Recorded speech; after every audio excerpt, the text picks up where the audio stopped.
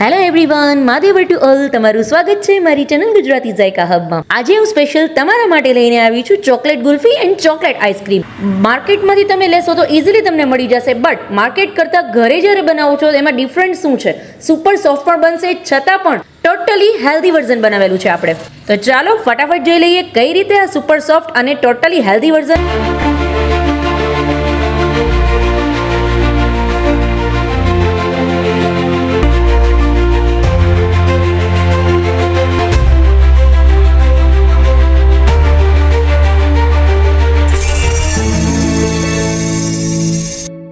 એક કપ જેટલા મખાના, એક કપ જેટલા કાજુ બદામ મિક્સ લીધેલા છે અને 5 થી 6 નંગ જેટલા અંજીર લીધેલા છે અને એને એકદમ સરસ દૂધમાં પલાળી લેવાના. પહેલા એકદમ સરસ દૂધમાં એને પલાળી લેશું આપણે અને 10 મિનિટ માટે પલાળી અને ઢાંકીને આપણે રાખી દેશું. અને એ જ્યાં સુધી શોક થાય છે ત્યાં સુધીમાં આપણે સાઈડ પર આપણું જે દૂધ છે એને બોઇલ કરી લઈએ. કોઈ પણ એક સોસપેન ની અંદર અત્યારે હું 500 ml જેટલું દૂધ લઉં છું, જે ફૂલ ફેટ દૂધ છે.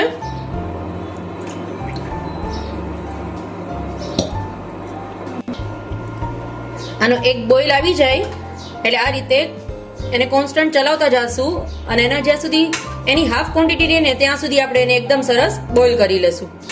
હવે આ રીતે જ્યારે આપણે આઈસ્ક્રીમ બનાવશું ને, ઘરની આઈસ્ક્રીમ, ફ્રેશ આઈસ્ક્રીમ, તો આ બાળકોથી લઈને મોટા દરેકની પ્રિય પણ થશે, ટેસ્ટી પણ છે અને સાથે સાથે હેલ્ધી પણ છે. બીકોઝ બહારની જે આઈસ્ક્રીમ છે એક તો પ્રિઝર્વેટિવ નાખેલા હોય છે, સ્ટોરેજ હોય છે અને પ્લસમાં ડેરી પ્રોડક્ટ એમાં કંઈ હોતી જ નથી. બધી નોન ડેરી પ્રોડક્ટની આઈસ્ક્રીમ મોસ્ટલી બનાવે છે લોકો. તો હવે નોન ડેરી પ્રોડક્ટની આઈસ્ક્રીમ ખવડાવી એના કરતાં આ રીતે પ્રોટીનથી ભરપૂર એવી આઈસ્ક્રીમ આપણે ઘરે જ ટ્રાય કરીએ. ખૂબ જ ઝડપથી બની જશે અને બહાર જેવી જ એકદમ સોફ્ટ બનશે. તો આજે કઈ રીતે બને છે, કોઈ પણ જાતના કેમિકલનો યુઝ કર્યા વગર લાસ્ટ સુધી જોજો. હું તમને પરફેક્ટ રીત બતાવવાની છું કે કઈ રીતે ચોકલેટ આઈસ્ક્રીમ તમે ઘરે બનાવી શકો છો. આને મેં 5 મિનિટ સુધી કન્ટિન્યુ આ રીતે બોઇલ કરેલું છે. હજી આની હાફ ક્વોન્ટિટી નથી થઈ, બટ બોઇલ 5 મિનિટ સુધી મેં કરેલું છે એટલે ઓલમોસ્ટ છે એ પાણીનો ભાગ છે એનો બળી ગયો છે. હવે આની અંદર આ સ્ટેજ પર મારી ઘરની ફ્રેશ જે ઘરની આપણી દૂધની મલાઈ હોય છે એ લીધેલી છે. 1 બાઉલ જેટલી ઘરની ફ્રેશ દૂધની મલાઈ લઉં છું અને એને આ દૂધની અંદર એડ કરી દેશું.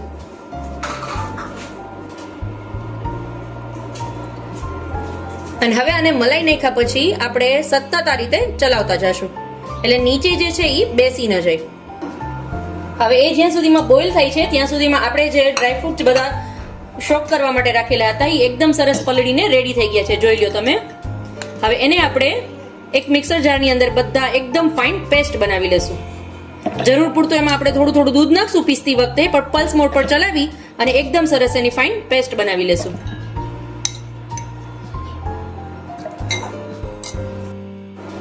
મારું એકદમ સરસ બોઇલ થઈને રેડી થઈ ગયું છે. જો તમે હાફ ક્વોન્ટિટી આની થઈ ગઈ છે. મેં આને 7 થી 8 મિનિટ માટે કોન્સ્ટન્ટ આ રીતે ચલાવેલું છે.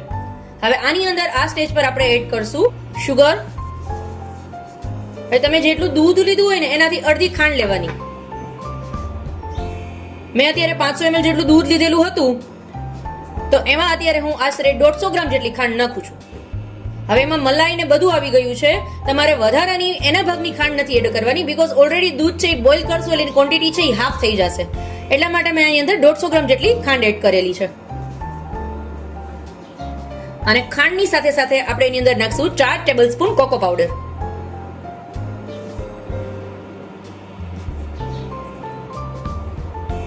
એકદમ સરસ એને મિક્સ કરી લેશું.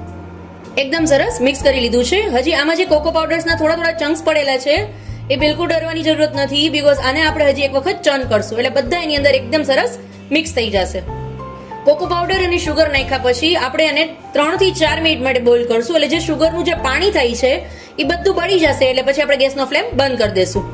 અત્યારે કોકો પાવડર આપણે એડ કરી દીધો છે એટલે શુગરનું પાણી થશે, બટ કોકો પાવડર છે એ જલ્દીથી બળી જાય છે. માટે એને સતત આ રીતે ચલાવવાનું. 1 પણ મિનિટ માટે તમે એવું નહીં વિચારતા કે ચાલો હવે એને રીતે બોઇલ થવા દો, બિલકુલ નહીં. સતત આ રીતે ચલાવજો એટલે એકદમ સરસ તમારો ટેસ્ટ આવશે. બીકોઝ જો નીચે બેસી જશે તો તમારું જે ચોકલેટ ગુલ્ફી તમારે જે બનાવી છે એનો ટેસ્ટ છે એ પ્રોપર નહીં આવે. એટલા માટે સતત આ રીતે ખાસ ચલાવજો.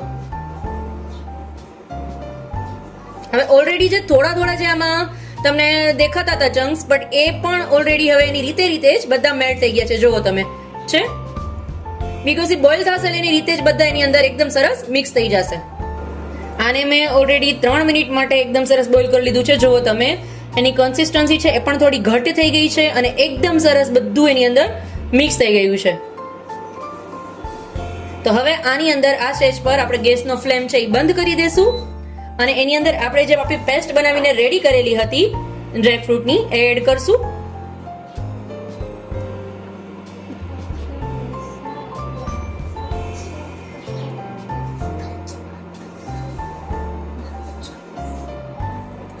અને એકદમ સરસ બધું મિક્સ કરી દેશું.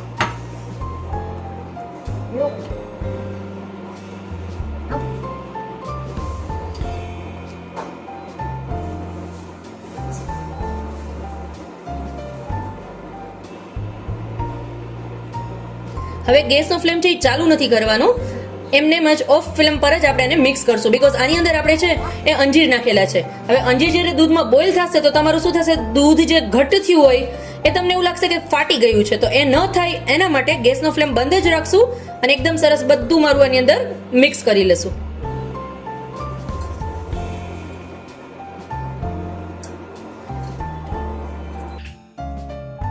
બધું મારી ડ્રાયફ્રૂટની પેસ્ટ આની અંદર મેં મિક્સ કરી લીધી છે. હવે આને આપણે રૂમ ટેમ્પરેચર પર આવવા દેશું. થોડું ઠંડુ થશે એટલે આને હું પલ્સ મોડ પર ટર્ન કરી લઈશ. આ એકદમ મિક્સચર છે ઠંડુ થઈ ગયું છે, મારું રૂમ ટેમ્પરેચર પર આવી ગયું છે. જો તમે કેટલું થીક થઈ ગયું છે જોઈ શકો છો તમે. હવે આને મિક્સરમાં પલ્સ મોડ પર હું ટર્ન કરી લઈશ. મેં આને એકદમ સરસ મિક્સરમાં ટર્ન કરીને લીધું છે. જો તમે એની કન્સિસ્ટન્સી કેટલું થીક થઈ ગયું છે. ખાલી રૂમ ટેમ્પરેચર પર આવી ગયા પછી અને મિક્સરમાં ખાલી ટર્ન કરેલું છે. એકદમ સરસ ટર્ન કરીને આ જો તમે એકદમ સરસ રેડી છે. હવે આને હું મારા ગુલ્ફી સ્ટેન્ડની અંદર ફિલ કરી લઈશ. જો તમારે ગુલ્ફી ન બનાવી હોય તો કોઈ પણ એરટાઇટ કન્ટેનરની અંદર પણ તમે એને આઈસ્ક્રીમ તરીકે પણ જમાવી શકો છો. અત્યારે આને હું ગુલ્ફી સ્ટેન્ડની અંદર આ રીતે ફિલ કરી લઈશ.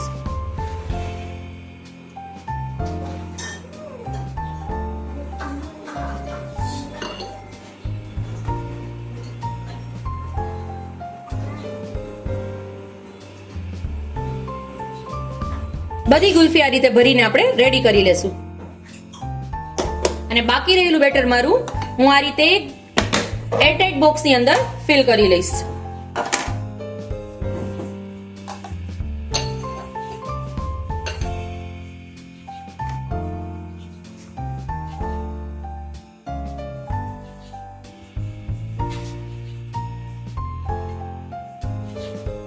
અને એમાં ઉપર થોડા અમથા ચોકો ચિપ્સ થી આપણે ડેકોરેટ કરી લેશું.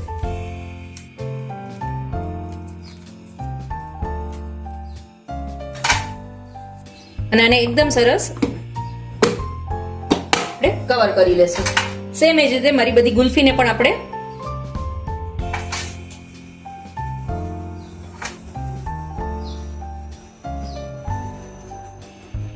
કવર કરી લેશું. અને આને મિનિમમ હું 6 to 7 અવર્સ માટે ડીપ ફ્રીઝ કરી લઈશ. જો મારી આઈસ્ક્રીમ છે એકદમ સરસ રેડી છે. હવે એને થોડું આમ તો એવું આપણે પાણીમાં પહેલા રાખી દઈશું અને પછી આ રીતે ખાલી હલકે હાથે આમ પ્રેસ કરી આ રીતે હલકે હાથે આમ પ્રેસ કરી અને આપણે એને ડિમોલ્ડ કરવાની ટ્રાય કરશું. જુઓ તમે છે એકદમ ડિલિશિયસ ચોકલેટ ગુલ્ફી રેડી મારી. હવે તમે એને ડાયરેક્ટ પણ ખાઈ શકો છો અને ચોકલેટમાં ડીપ કરીને પણ ખાઈ શકો છો. ફરી મળીશું આવી જ રીતે એક અવનવી રેસિપી સાથે. ત્યાં સુધી આવજો ફ્રેન્ડ્સ. Mahadev to all.